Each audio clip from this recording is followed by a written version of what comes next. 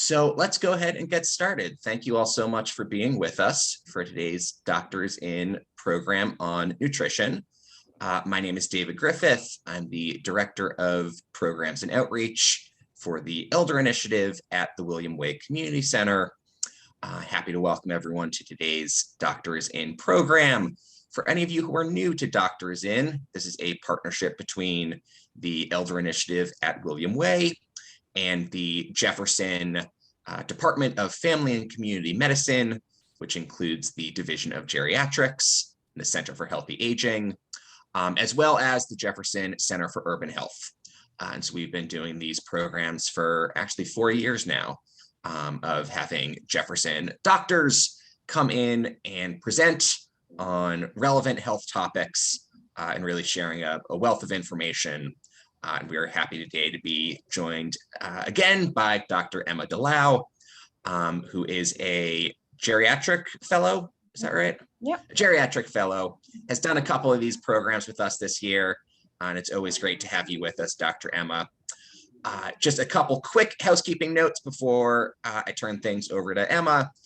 If at any point in the program you have questions, there are 2 ways to ask your questions. You can put them in the chat. You can also use the Q&A feature, both of which you'll find at the bottom toolbar on your screen. When you're using the Q&A, there is an option to ask your questions anonymously. So if you are asking anything that is maybe more personal that you don't want your name attached to, use that Q&A feature to ask your questions anonymously. Anyone who's watching us on Facebook, just put your questions in as a comment, and I will relay those to Dr. Emma. And it's fine for folks to kind of put their questions in throughout, and I will relay those to Dr. Emma. And Emma, if you want to kind of anything hold any, if you're going to be talking about it later, sure. We can definitely do that. So with that said, I will turn it over to Dr. Emma DeLau. Great. Thanks for having me again. I'm going to be talking about nutrition and healthy nutrition in the healthy aging process.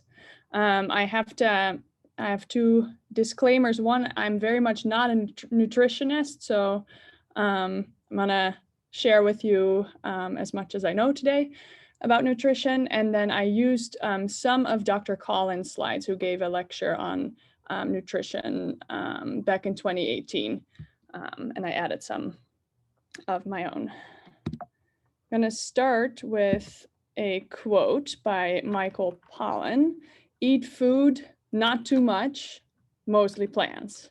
This is coming from Michael Pollan, who is a nutrition journalist and who has written many books about nutrition. So we'll talk a little bit about what does he mean with this and why is he saying this. So overall today, we're going to talk about why is it important to even talk about nutrition, what is healthy eating, and then mostly focus on kind of tips for healthy eating and how to make changes to your diet, which throughout all of this, I'm realizing is easier said than done. So I think we all know that nutrition is very important. It is associated with a lot of health conditions, and all of these listed here, nutrition has an impact on. So either, healthy lifestyle, healthy nutrition, healthy diet can help prevent these things, or make sure that things, like if you're diagnosed with any of these, are in some ways either better managed or improve. And so, and at the other hand, if you're not having a healthy diet, it could lead to things like this. So obesity, being overweight, I think we all know that. High blood pressure actually is really influenced by how much you're eating, also by weight, and by mainly salt in your diet. Heart health, so having high cholesterol, lots of high fats. We'll talk about this later, but really could impact your heart health, and can even lead to heart attack or stroke.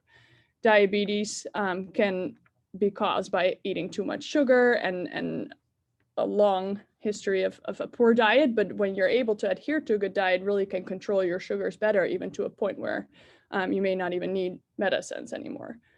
Certain foods, certain drinks, like alcohol, are associated with cancer. And then vitamin D and calcium we'll talk about is really important for bone health. So we'll talk about what kind of foods are high in those and is good for your bones. Dementia, I gave a lecture on about last year around this time, I think. But certain foods, basically having a healthy diet can help with memory and help lower the risk of dementia. And then it also is associated with mood and sleep. If you're not feeling well, you're more likely to have more of a poor, maybe craving fast food type of diet. But if you're not eating healthy, it also impacts your mood and that you don't feel as good. Same goes for sleep, really. So these numbers kind of show the importance too, that 60% of US adults have one or more diet-related chronic disease, and about 74% of adults are overweight or obese. So those are really large numbers. And I think my goal for today is really kind of to discuss what foods are the healthier options and how can we go about changing our diet to a healthier way. It's also really important in the process of aging. So there's some changes that happen as we age. One is that there's lower amounts of calories that the body needs. And overall, people can find that their appetite decreases. And so it's really important to, you may eat less, but what you eat is important to be nutritious so that you get all the nutrients that your body needs. Some people can experience more difficulty with chewing or with swallowing, or also more the like physical difficulties where it's more difficult to get to the store or more difficult to cook. And so with all that, it's important to kind of find options that are safe and healthy.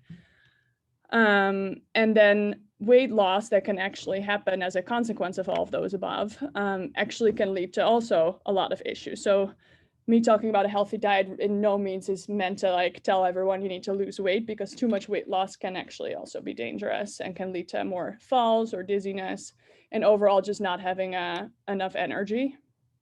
And then it's important to realize too that certain medications may interact with certain foods, and especially with more things like supplements. But usually when you're starting a new medication or you're trying a new type of food that you're not sure about, it may be good to talk to your doctor about kind of making sure that things are safe. So what is healthy eating? So like Mr. Pollan was saying, it's important to eat real food. So that means anything that's actual food, that things like your great-grandmother would know that it's a food, like an apple or chicken, but not the like processed foods that have a lot of ingredients that sometimes you can't even pronounce. So whole, real foods. And when you go to the grocery store, those are the foods that you kind of find in the perimeter of the store. So we'll talk about that later when we're talking about health, like tips for kind of healthy diet on a budget. If you stick to the perimeter of the store, that's when you're finding the whole real foods, as compared to the middle aisle where there's a lot of chips and cookies and all the processed stuff. So a little bit of a quiz here. I know we're not too interactive maybe right now, but when you look at these two, what would be the better choice? I'm hoping that this is relatively easy for people. So I'll just give it away, but the apple is the real food here and would be the better option, even though there's apple in apple pie. Same goes for this one. So we have cheese ravioli, and then on the right, a plate with what looks like salmon. So there's the real salmon as compared to the processed prepackaged meals. And then this is rice versus brown rice. The whole option would be better. The whole wheat kind of option just has more fiber and more nutrients. So there's 4 kind of principles when it comes to healthy eating. One is to enjoy nutrient-dense foods and beverages. Well, I have a slide that looks at the what's higher in nutrients. but just so that you get the healthy nutrients that your body needs. Important to choose a variety of options from each food group. So you want to make sure that your diet includes fruits, vegetables, grains, dairy, and protein, and to kind of each day or every couple of days at least have some variation into what kind of fruits and what kind of dairy, etc. you're eating. And then important to pay attention to portion size and to limit certain foods and beverages that are higher in the things listed there that can contribute to certain diseases. So you don't want to have too much added sugar, you don't want to have too much saturated fat, sodium, and limit alcohol. And we'll talk about those things in a little bit more detail. This is a graph that looked at people over the age of 60, and the blue parts, I don't know if you can see my cursor, but this is kind of the recommended amount that people eat or drink. And then the purple dot is how much on average people take in adults 60 and over. So what you can see here, for vegetables, it's recommended to eat about 2 to 3 vegetable portions. And on average, people don't make that, or below 2 or 2. Same for fruits. At 2, on average, we take in about 1 piece of fruit per day. Grains, same, kind of at the bottom part of what's recommended. Total dairy, definitely not making what's the recommended 3 cups per day. And so I thought this was interesting just to realize that overall as a society, seems like we're not really making what's recommended formally. This some people may be familiar with this plate method. This is kind of how we can easily say this is what you should aim for as far as the nutrients that you're getting in with each meal. So you want to have about 50% of your plate be fruits and vegetables, and then a quarter of your plate should be the grains, so the pasta or rice, and then a quarter is the protein, and then you have a cup of dairy.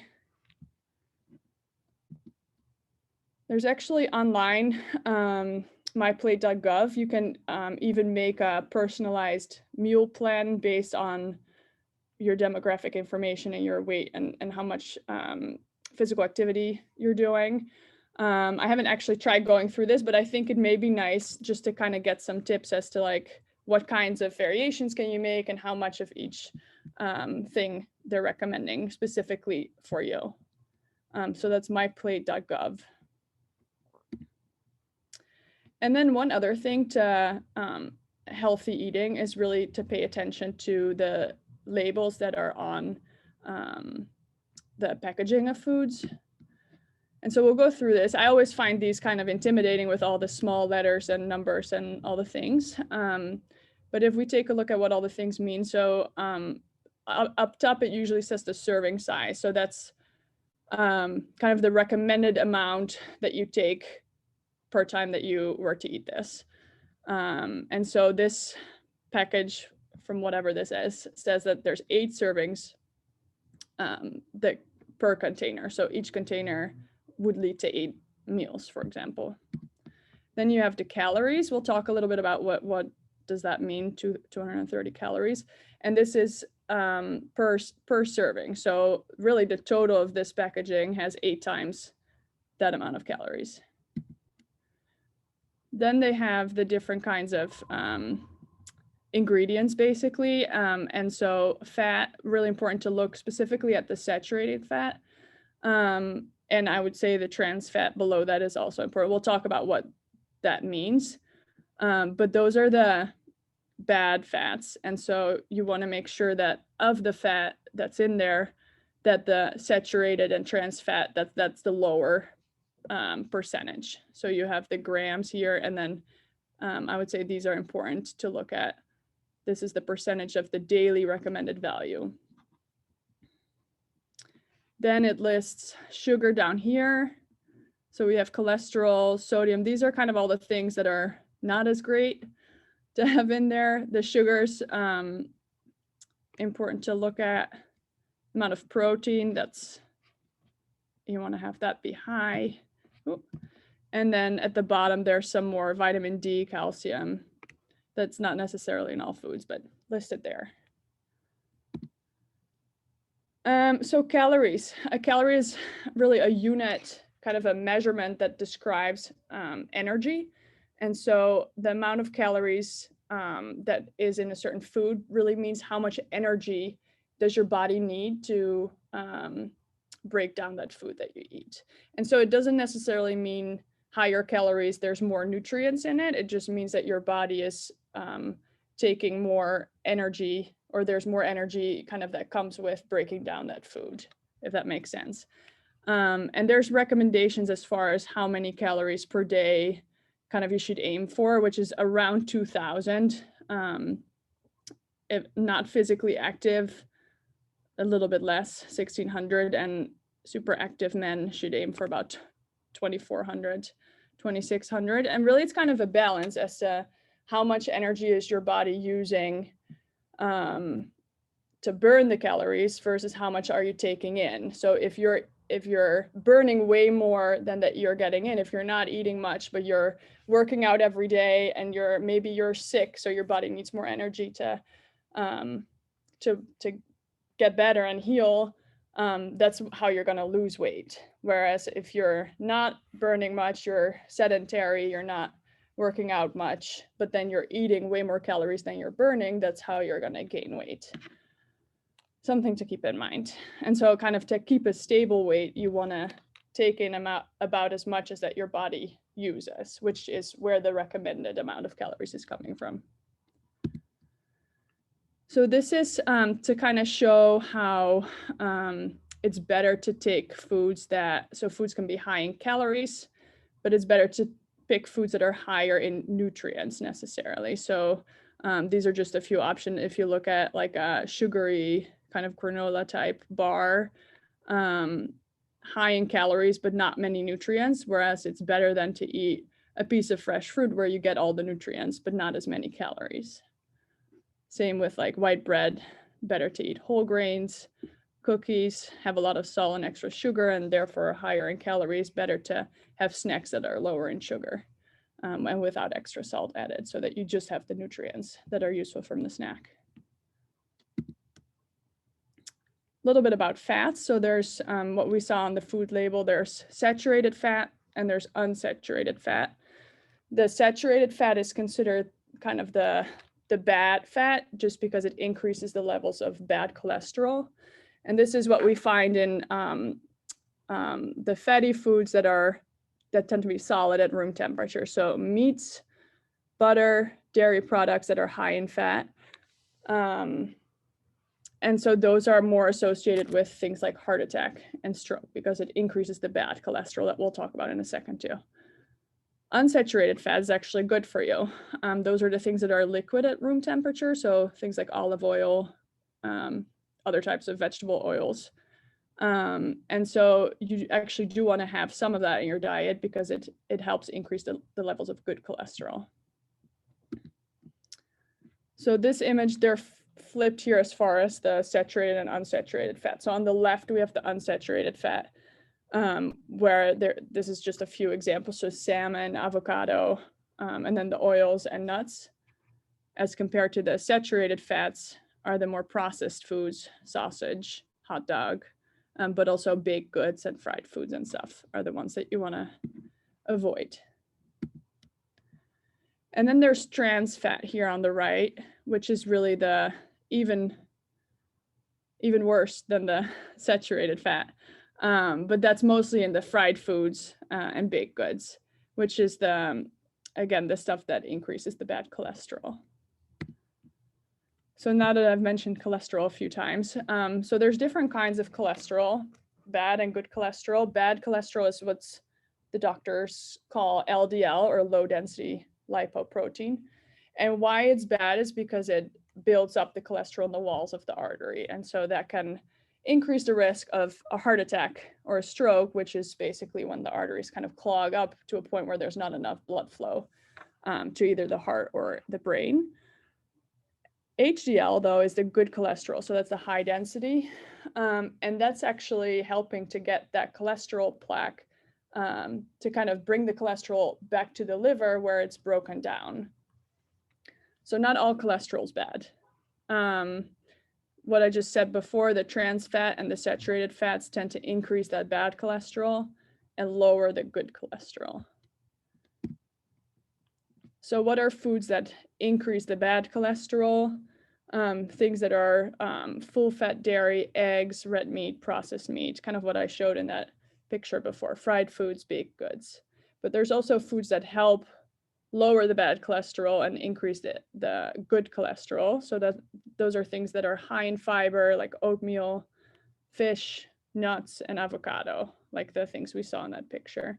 And really the key is moderation, right? Eggs actually have useful nutrients, but you don't want to have your diet with six eggs every day, because then it increases that bad cholesterol. Moving on to sugars. So I think I mostly want to focus not so much on that the recommendation is you should consume less than 10% of calories per day from added sugars. I find that hard to really understand, like how much is that really? But I think the biggest takeaway about this sugar couple slides I have is that there's a lot of sugar in things that we don't really expect. And I think it's good to just be aware of what foods are high in sugar and to see from there, how can you maybe pick an option that's less high in sugar. So this graph shows where of the things we eat and drink, where is that added sugar coming from? So clearly, and I think this is common knowledge, but clearly it's the snacks and sweets, but even higher is beverages, and beverages that are not milk or what does it say? 100% fruit juice. Basically, the largest amount is coming from soft drinks, and then juice actually, or fruit drinks, is also really high in sugar, that I think often we don't think about juice being majority sugar. And then alcohol has a little bit of sugar too, coffee and tea, depending on how much sugar you add in your coffee and tea, I would say. But really the soft drinks are the majority. Here's a list of some things that have hidden sugar content, just to kind of go through to see what was high in sugar. So applesauce, lots of sugar. Strawberry yogurt, a lot of sugar. Barbecue sauce, a lot of sugar. Tomato soup, lots of sugar. Instant oatmeal even has sugar, even though we're thinking we're being healthy with our oatmeal. There's extra sugar in there. And sugar, a little bit is fine, but realizing that if your diet is high in most of these things, you're probably going to get too much sugar per day. So these are the top 10 foods that are highest in sugar. Number 1 is grape juice, and number 2 are soft drinks. And I just put this picture on the right. I always find it hard to think about how much is 20 grams of sugar in a 16-ounce bottle. But if you look at this can, this has, what is it? 10 cubes of sugar in there. So I feel like that says a lot how much sugar there is in there. Other things that are high in sugar: grapes, apricots, honey, but also things like cured ham and sweet corn have a lot of sugar too. Here's even more surprising foods, or foods that are surprisingly high in sugar, and kind of the better option that has lower sugar. So strawberry yogurt has quite some sugar, but then if you were to switch that to plain yogurt, but with berries on the side for some flavor, that would be much, much lower in sugar. Creamy salad dressings tend to be really high in sugar, and so better to use homemade dressings. Granola bars can have a lot of extra added sugar, and so it's healthier to just eat raw nuts and seeds for a snack. What else is interesting? I think the veggie sticks, which I love, but have a lot of sugar. And so better to eat kind of homemade type of vegetable chips. Canned fruit has more sugar than fresh fruit. Last thing I'll say about sugar is that even in fruits, there can be certain fruits have higher contents of sugar than other fruits. And so obviously it's better to eat any type of fruit than it is to eat chips and cookies or whatever. But I think being cognizant about the type of fruit and amount of sugar that's in there. So mango has a lot of sugar, grapes, cherries, pears, watermelon, and bananas have more sugar than the ones here at the bottom. So the berries usually are kind of safer as far as sugar. Avocado, guava, cantaloupe, papayas have less sugar. So those would just be good options to, if you're someone who loves mango, maybe not every day, but for a few days, maybe switch off to a fruit that has a lower amount of sugar. Protein also very important. Things that are high in protein are meats, poultry, eggs, seafood, nuts, and soy products. And I just put up a picture here of a few tips that are relatively cheaper protein sources. So chicken breast, black beans, eggs, canned tuna, milk are all really good options for as a source for protein. And then sodium. Dr. Emma, I did have one question just come in before we move on from this section. Sure. I think the question was specifically blueberries and blackberries. Oh yeah, good options. Good options. Awesome. Yeah. Lower in sugar. They're a little sour sometimes, and so that's kind of how you can realize too, I think, that they're lower in sugar. Yeah, those are definitely good options. Great, thanks. Sodium, really, we know that best, I think, as salt. Recommended is to not have more added salt, or to limit the amount of salt that you take in to 2,300 milligrams per day, which I also find a difficult number to really, how do you know how much that is really? But that comes out to be about 1 teaspoon of salt only. And so this is especially for people who have high blood pressure. Lowering the amount of salt that you take in, and even lowering it to below 2,300 or 1 teaspoon of salt per day, can really help with blood pressure control. And we know that on average, Americans tend to have higher salt intake per day. So on average, we do 3393 milligrams per day. And a lot of high sodium foods, or foods that have a lot of extra salt, are things that we eat at restaurants. So not just fast food stuff, but even, Thai, Chinese, all the great foods that we love to eat at restaurants or get takeout from, tend to have higher contents of salt than when you were to make a similar thing at home yourself. And then on the right, this image shows kind of what kind of foods have added salt or sodium to them, mostly coming from sandwiches, but also rice and pasta meals, desserts, almost everything has salt added to it. This is what's called the DASH diet. Maybe some people are familiar with. That stands for Dietary Approaches to Stop Hypertension. And really kind of the biggest thing about this is to limit the amount of salt or sodium. Oh, I'm sorry. Yeah, we're good.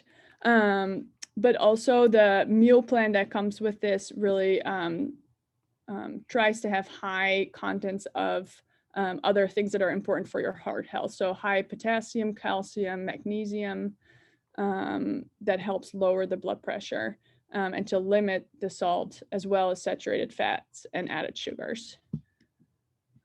So this is something that maybe if anyone's here is diagnosed with high blood pressure, that their doctor has given them a chart about the foods that are part of this DASH diet to help lower the blood pressure. Calcium and vitamin D are really important for bone health, important to keep your bones strong and to help prevent osteoporosis or brittle bones. And so calcium, really the most important way to get calcium is from what you eat and drink. So milk, yogurt, canned fish, salmon. Really recommended is about 3 cups per day. And if you do that, you don't need extra calcium supplements.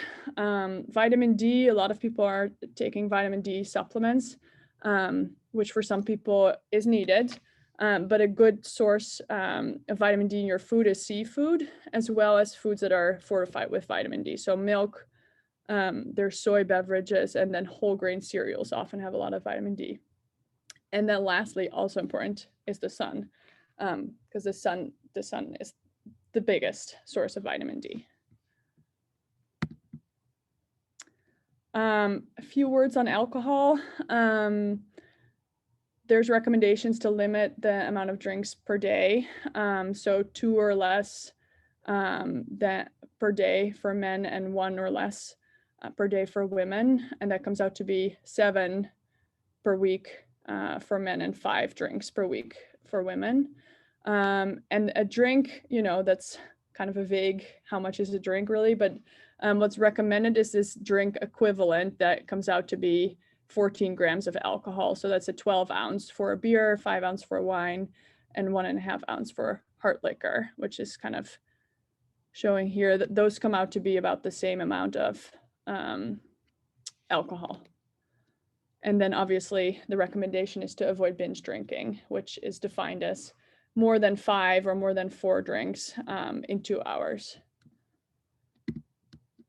And why is it important to talk about alcohol? I think as we age, it's important to realize that the body processes alcohol more slowly. And so you can have more effect from lower amounts of alcohol, but more effect that you notice. And if, as we age, there's decreased strength, decreased balance, decreased coordination, that plus alcohol can really increase the risk of falls, and falls can lead to injury and can lead to more problems down the line. Alcohol also has a negative effect on memory and thinking, and some medications that people take are can interact with alcohol, can actually lead to more problems. So specifically blood thinners and anti-inflammatory like naproxen or ibuprofen can really even put the risk of bleeding higher. And then benzodiazepines or gabapentin or other drugs that can kind of make you sleepy already. If you add alcohol to it, which is kind of a similar, in the brain works kind of through similar pathways, can make you even more sleepy, more confused potentially, and with that put you at higher risk of falling. Emma, can I jump in with a couple additional comments that came in through the chat? Both kind of asking about some potential substitutes. So the first question being, aside from bananas, are there other good sources of potassium? Ooh, yes, great question. Yeah, I'm not really talking about potassium, so that's a good question. Things that are high in potassium are tomatoes are good too, and then green leafy vegetables are good. And there's actually a whole list. If you Google potassium-rich foods, it will give you a whole list. But I think tomatoes are probably the easiest, and green vegetables. But there's a whole lot more. Avocados, certain fish, nuts. Yeah, great question. And then the other one related to sodium was Wanda said she tries not to put salt in her food, but when she does, she uses sea salt. And so I guess the question being is sea salt a healthier option than your standard table salt? Yeah, that's a good question. I could see how maybe because it's larger, it may have more flavor from just putting in a little bit less, so that maybe you need less. But I think it still has the same amount of sodium in there. So if you were to do the same amount of sea salt compared to the same amount of table salt, I think it would still be the same. So the benefit might really just come from that you're using less sea salt than you would be. But that's a good question for potentially a nutritionist. Because that's a good question. Great, thanks. Yeah. I'm gonna move on to kind of how do we eat healthfully on a budget, because I'm realizing it's easy for me to say, you need to eat this and this and this, but that can be quite expensive. But really, one tip is to really stock up on the healthy, nutritious, but cheaper food options. So potatoes are healthy and relatively cheap, beans, eggs, canned fish, and then frozen and canned fruits and veggies also have a lot of the nutrients that you need compared to fresh foods and are a lot cheaper. Buy store brands tend to be a cheaper option. Cook in bulk, and by that, it's also important to meal plan and think about, before going to the store, thinking about what are you gonna cook and make and what do you need for that, so that you can kind of get to the store with a plan in place. And then compare unit prices. So this on the right, sometimes, if you compare products in the store, one is $198 and the product next to it is $299. So it seems like the cheaper option would be $198. But if you look at the unit price, which is the left number, so this is the retail price, the number that the larger number, that's what you're gonna pay for it. The unit price is actually how much it costs per unit, so per either pound or ounce or however. And that's actually saying more about how expensive it really is and what you get for it. So it could be that the 198 unit price is way higher than this, and than this one, and that for this product maybe you pay $2.99, but you get way more bang for your buck, basically. Hope that makes sense. This is again MyPlategov, where you can kind of make not only a meal plan geared towards you, but also our tips for how to go about that meal plan, how to make it, buy it, prepare it in a cheaper, organized, healthy way, basically. So there's tips for how to shop smart, things like sticking to the perimeter of the store, avoiding the aisles that have all the processed foods, help make a plan before you go to the store, and then has meal plans and tips and tricks for healthy meals. So I think this is really, if you're interested in this, really worth checking out. This is just another option or another example of cheap plant-based foods. Some of them we talked about already. So beans, whole grains, lentils are really good. Corn, peas, brown rice, you name it, frozen vegetables. Lots of options. And then how to actually make changes, because again, I'm realizing this is really easy to say, but hard to actually do and stick to. So the number one step is to really determine the reason for healthier eating. Why is it important to you? What can you get out of it? Maybe, yeah, like why is it important to you to make that change, and then make a plan. So not only throwing out all the unhealthy foods, but actually plan your meals in advance, make a plan and a shopping list, and then stick to that list when you get to the grocery store.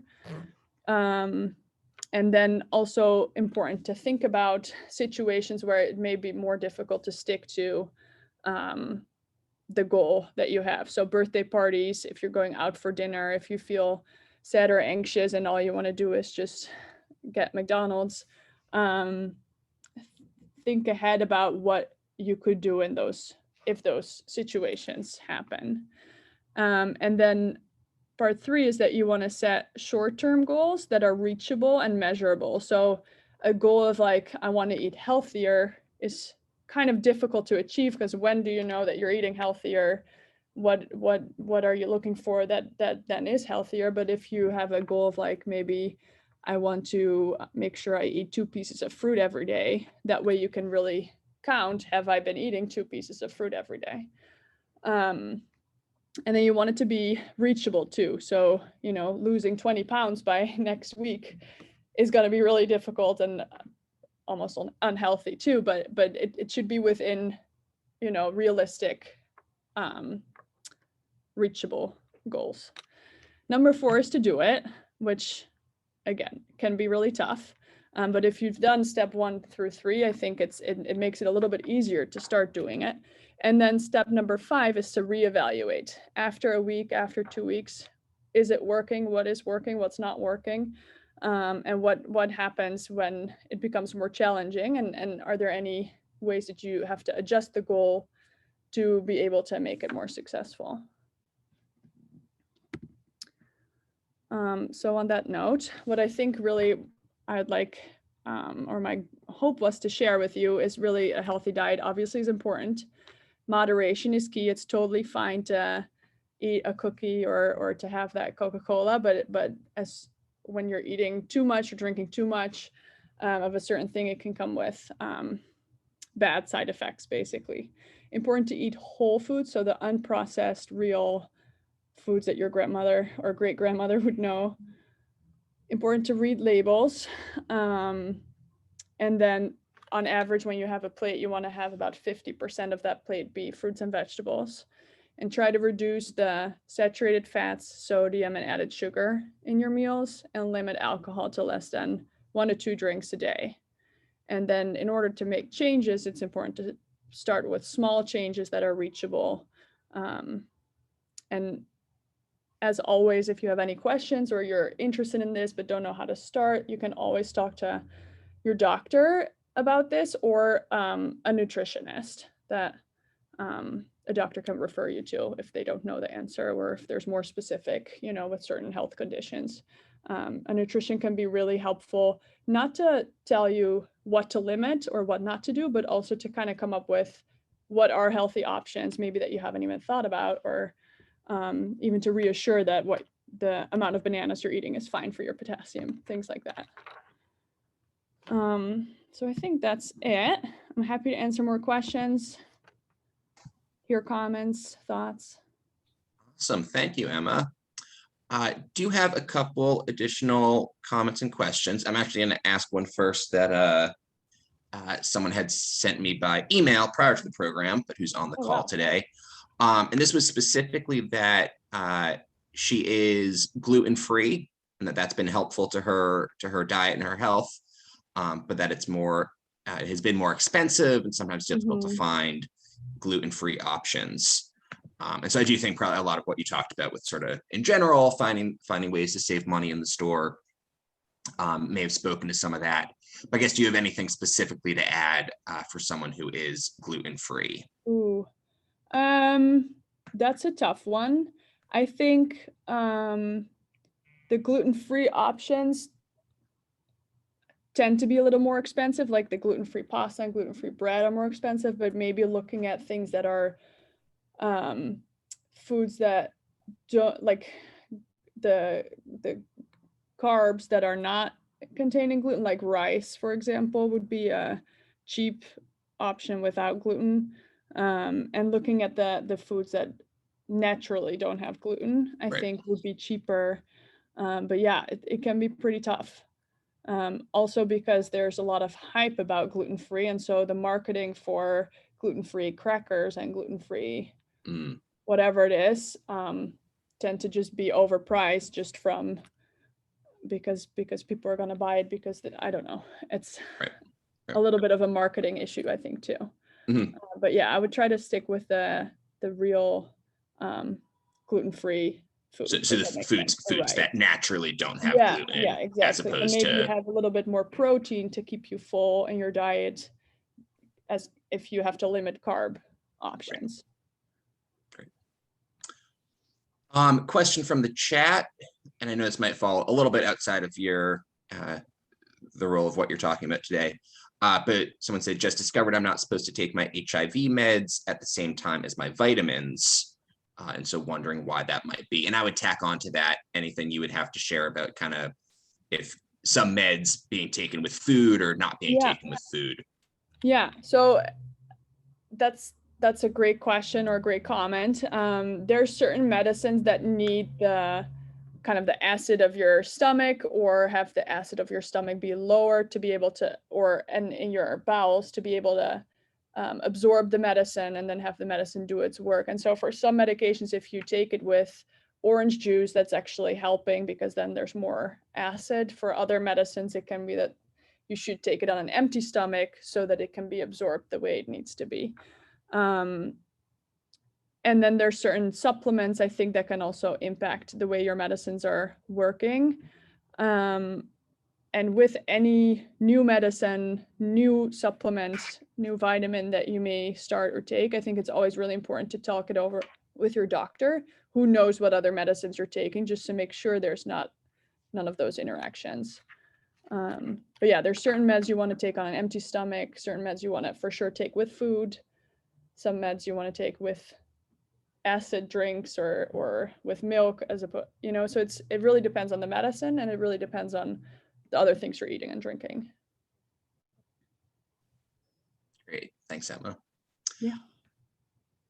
Encourage folks to, if there are additional questions, to get those in into the chat or the Q&A. One that I would ask you that you kind of, I think, had touched on towards the end of the program, but are there times in your practice as a geriatrician that you are then referring people out to see a nutritionist?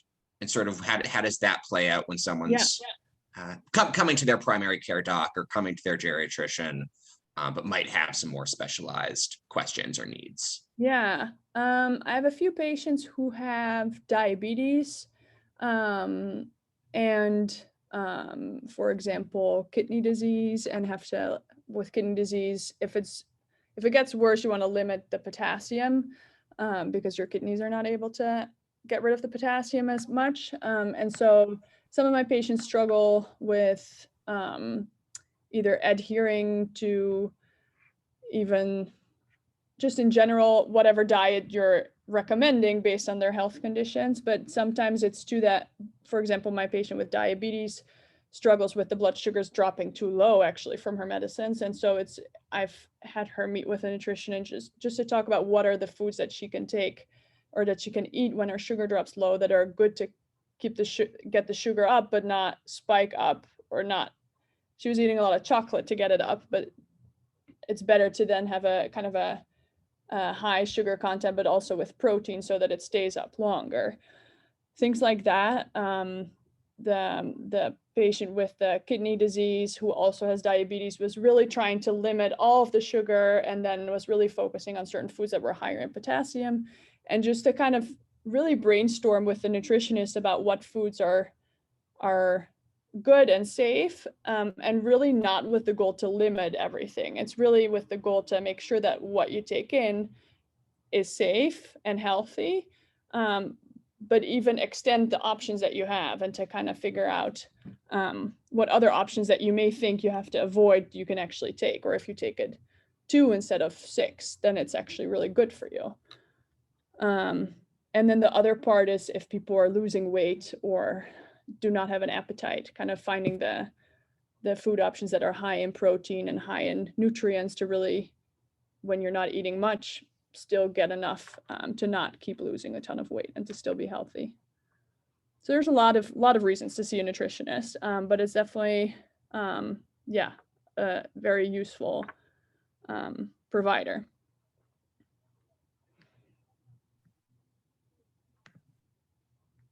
Wonderful, thank you. Yeah, and I'm glad that we are able to have this topic, and of course for all of the resources you've shared. Just thinking, in almost every month when we do Dr. Is In, it's always one of the suggestions for the health issue is to eat better, have a healthier diet. So we really see how much this touches so many different health issues. Mm-hmm. Yeah, for sure. Wonderful. There is someone with the hand up. Wanda, did you want to, if I unmute you, did you want to ask your question instead of putting in the chat? I'm going to try to give you the option to do that. Wanda, you should have the option now to unmute if you do want to ask your question.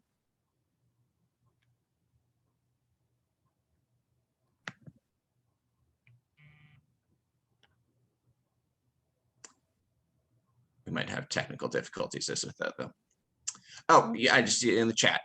Yes, you will. All right, go ahead, Wanda. We should be able to hear you now. Yeah, it was that comment about the sea salt. Yes. I also substitute Himalayan salt because I was told it was a lot better because it has a lot more minerals in it. So I don't think it has like the same effect as the regular iodine salt that we get. Because I never did understand iodine salt, because it's like you have some salt that doesn't have iodine in it. So I was like, if iodine is a necessary nutrient, where else can you get iodine besides salt? Oh my goodness, that's a great question. I'm not too sure, but iodine is added to salt because it is important. And so, yeah, those questions and with the Himalayan salt, those would be really good for a nutritionist who really has, studied all of those different kinds. Those are really good comments and questions that I don't have the answer to. Okay. Thanks, Wanda. And another hand just came up, so I'm going to try to bring on someone else. Jimmy, go ahead. You should be able to ask your question now. Yeah, I've heard that iodine is important for your thyroid, because I know there's talking about it in Eastern Europe right now in case Putin goes nuclear. They're telling people to have iodine tablets on hand, but they say you can get it in salt as well because it's iodized. So I hear it's very good for your thyroid because that's where radiation tends to gather in your body, your thyroid. So you should be taking iodine. Just a comment. I don't know how accurate, but I'm not sure either, but I'm not the expert.